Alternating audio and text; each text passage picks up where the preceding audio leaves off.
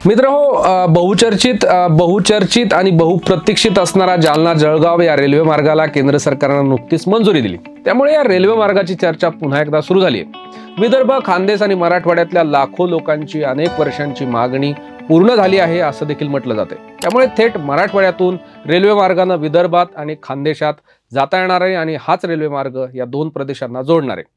आता हा मार्ग कधी अस्तित्वात येणार आहे? तर येत्या 5 वर्षात या मार्गाचं काम होणार आहे। 174 किलोमीटर लांबीच्या या प्रकल्पासाठी 7105 कोटींचा खर्च येणार आहे। केंद्र सरकार आणि राज्य सरकार यात 50-50% खर्च उचलणार आहे। या मार्गामुळे मराठवाडा आणि विदर्भ यांच्यातील देवाणघेवाण सहज आणि सुलभ होणार आहे। दानवे हे रेल्वे राज्यमंत्री असण्याच्या काळात जालना जळगाव या लोहमार्गाच्या संकल्पनेपासून सर्वेक्षणापर्यंतचा टप्पा त्यांनी यशस्वी पार पाडला होता आणि या प्रकल्पासाठी केंद्रापाठोपाठ राज्य सरकारकडून देखील 50% इतका खर्च देण्याचा निर्णय झाला।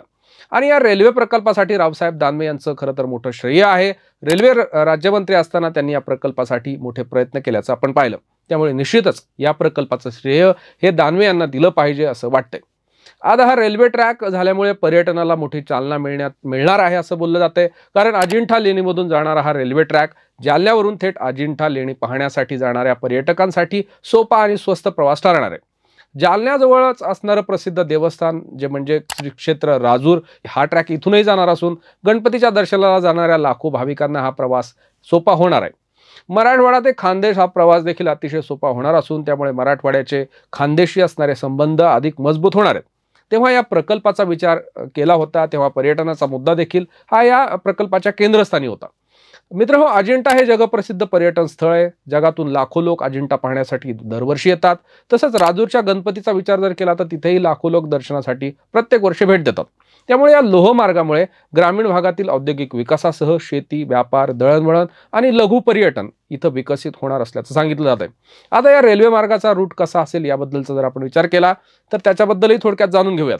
जालना इथून हा रेल्वे मार्ग जाणार आहे। त्यानंतर तो पीर पिंपळगाव, त्यानंतर बावणे पांगरी, राजूर, भोकरदन, सिल्लोड मार्गे गोळेगाव, नंतर अजिंठा आणि त्यानंतर फरदापूर आणि जळगाव असा हा मार्ग असणार आहे। या मार्गामुळे जालना लोकसभा मतदारसंघाचा सुमारे 70% भाग देखील व्यापलेला आहे आणि हे दानवे यांच्या राजकीय कारकिर्दीसाठी महत्त्वाचं मानलं जातं। त्यासाठी देखील त्यांनी या मार्गासाठी जोर लावल्याचं सांगितलं जातं आहे।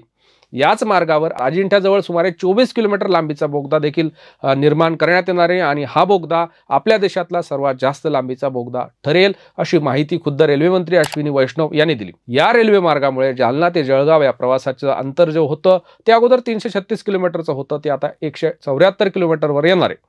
तर मंडळी, आगामी 5 वर्षात हा जालना जळगाव रेल्वे प्रकल्प पूर्ण होईल अशी शक्यता आहे आणि त्याच्या संदर्भात रेल्वे मंत्री असणारे वैष्णव यांनी खुद्द माहिती दिली।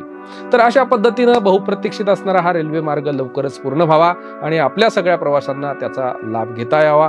या सगळ्यांना शुभेच्छा आणि धन्यवाद।